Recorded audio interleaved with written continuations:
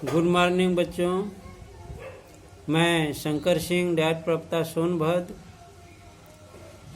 आज दिनांक 3 जुलाई 2021 दिन शनिवार को डीएलएड 4 सेमेस्टर के द्वितीय अनिवार्य प्रश्न पत्र शैक्षिक प्रबंधन एवं प्रशासन विषय के अंतर्गत सूचनाओं एवं अभिलेखों का प्रबंधन के बारे में चर्चा करेंगे।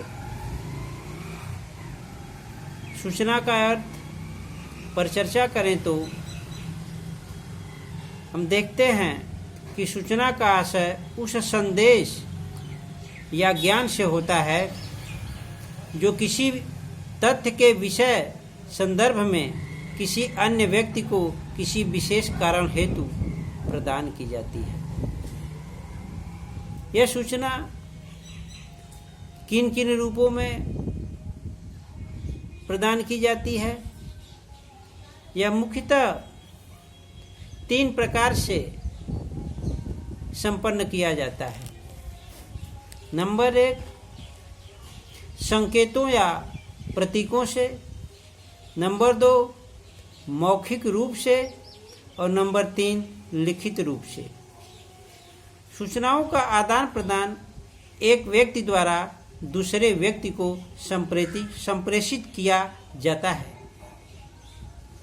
सूचनाओं के लिए संचार साधनों का वर्तमान में अधिक उपयोग किया जाने लगा है।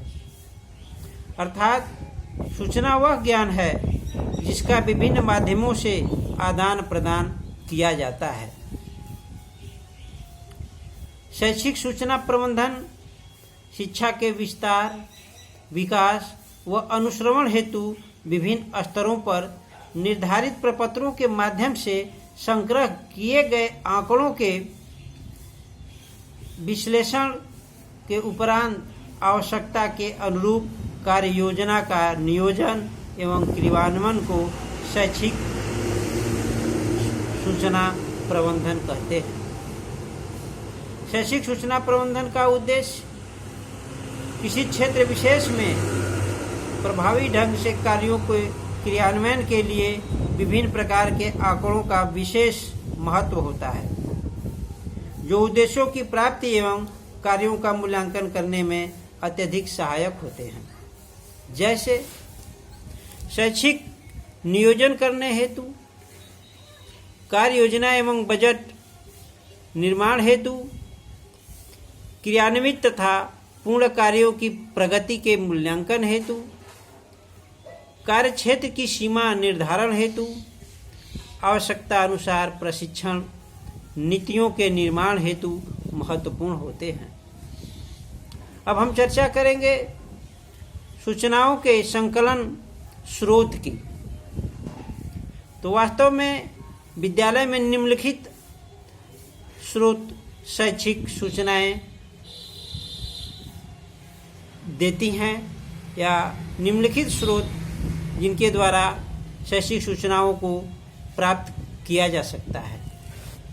जैसे विद्यालय, बालक संसाधन केंद्र, खंड विकास अधिकारी, उप जिला अधिकारी, जिला सूचना केंद्र ने तमाम बेसिक शिक्षा अधिकारी आदि शैक्षिक सूचनाओं को प्रायः समाचार पत्रों, संचार साधनों से भी प्राप्त किया जा सकता है। विभागीय आदेश की सूचना संकलन के प्रामाणिक स्रोत होते हैं।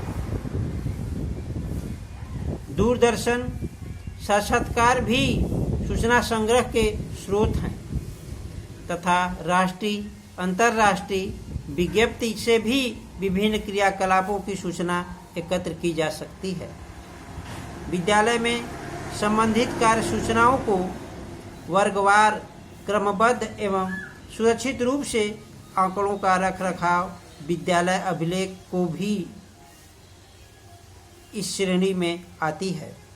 विद्यालय से संबंधित विभिन्न सूचनाओं आंकड़ों को क्रमबद्ध रूप से संग्रह करके रजिस्टर में रखना विद्यालय अभिलेख कहलाता है। अब समझ गए होंगे कि विद्यालय अभिलेख क्या है। विद्यालय अभिलेख का अर्थ है कि विद्यालय से संबंधित विभिन्न सूचनाओं आंकड़ों को क्रमबद्ध रूप से संग्रह करके रजिस्टर में रखना अभिलेख कहलाता है।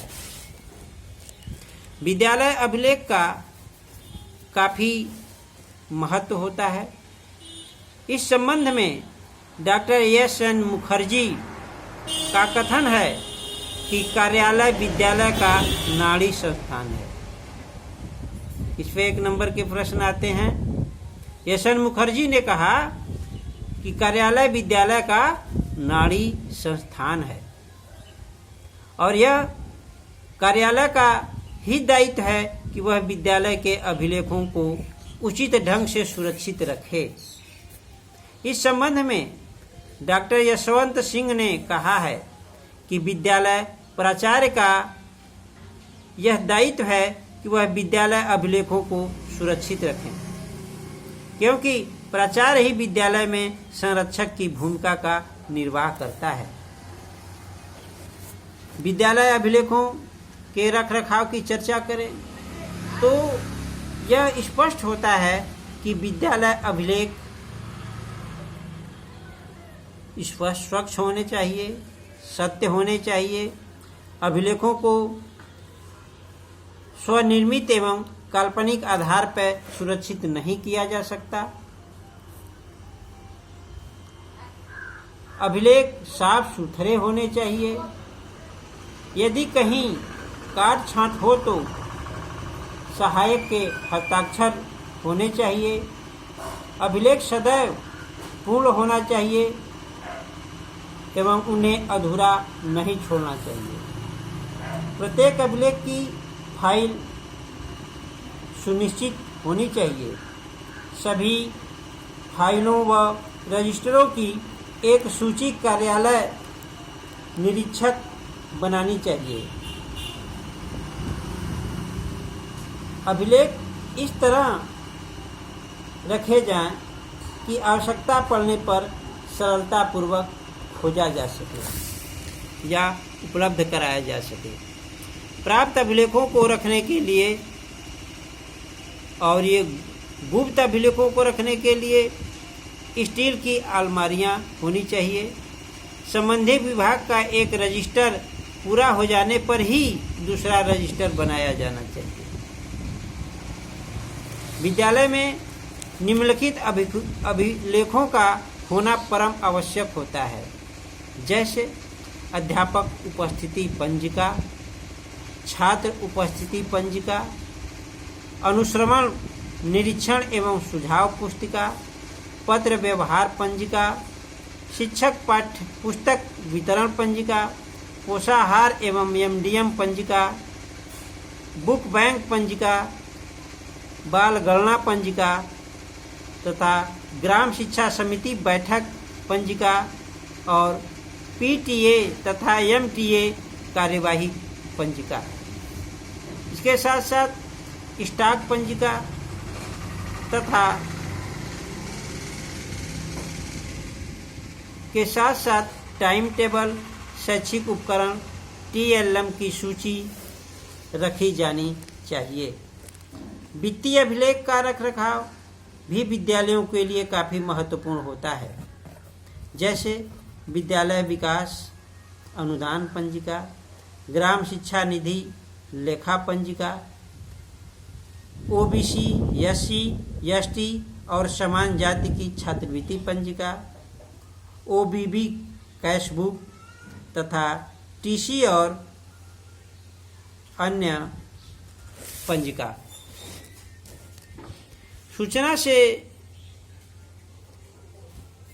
सूचना प्रेषण प्रपत्र कई तरह के होते हैं। स्कूल लेवल फॉर्मेट अर्थात एसएलएफ में 1 से कक्षा 5 तक के बच्चों का कक्षावार जातिवार नामांकन एवं उपस्थिति संबंधी सूचनाओं के त्रैमासिक प्रेषण किया जाता है। नंबर 2, SLFIB प्रपत्र में कक्षा 6 से 8 तक के छात्रों का जातिवार नामांकन वगैरह दर्ज रहता है। नंबर 3, SLF फर्स्ट प्रपत्र में सतत मूल्यांकन संबंधी सूचनाओं का त्रैमासिक प्रेषण किया जाता है।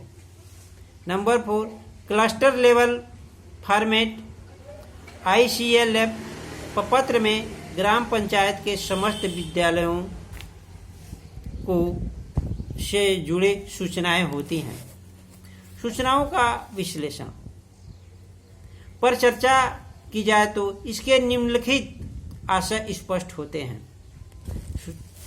सूचनाओं के विश्लेषण से तात्पर्य उन समस्त उपयोगी क्रियाओं से है जो किसी विशेष निष्कर्ष पर पहुंचने का मार्ग प्रशस्तित करती हैं। सूचनाओं के विश्लेषण से ही शिक्षण अधिगम प्रक्रिया की जानकारी प्राप्त होती है।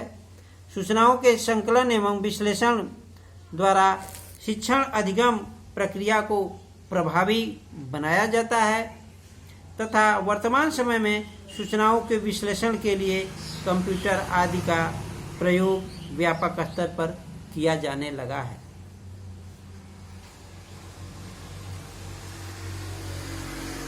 व्यापक ये कार्य कंप्यूटर टेक्नोलॉजी का यूज भी व्यापक स्तर पर आज वर्तमान समय में बढ़ा है। विभिन्न सांख्यिकीय विधियों का आवश्यकता अनुसार भी उपयोग किया जा रहा है। विद्यालय में लॉग बुक का भी महत्वपूर्ण स्थान है। लॉग बुक द्वारा विद्यालय विकास के क्रम का ज्ञान होता है। वास्तव में लॉग बुक वह माध्यम है जो विद्यालय के इतिहास का ज्ञान कराता है। यह एक प्रकार से विद्यालय की डायरी होती है जिसमें तथ्यों का विवरण दर्ज होता है।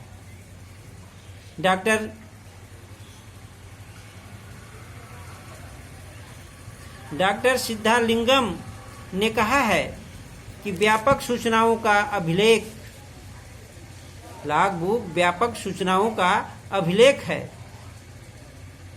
तथा यह स्कूल का अस्थायी रिकॉर्ड है। स्कूल कैलेंडर पर ध्यान दें तो यह विद्यालय के सत्र आरंभ से ही तैयार कर लिया जाता है, जिसमें विद्यालय अवकाश, मासिक, सत्रीय, अर्धवार्षिक और वार्षिक परीक्षाओं की तिथियां, प्रवेश तिथि, वार्षिक समारोह, अभिभावक सम्मेलन आदि समय सारणी के रूप में दर्ज कैलेंडर काफ़ी सहायक होते हैं। इस तरह से आज हम लोगों ने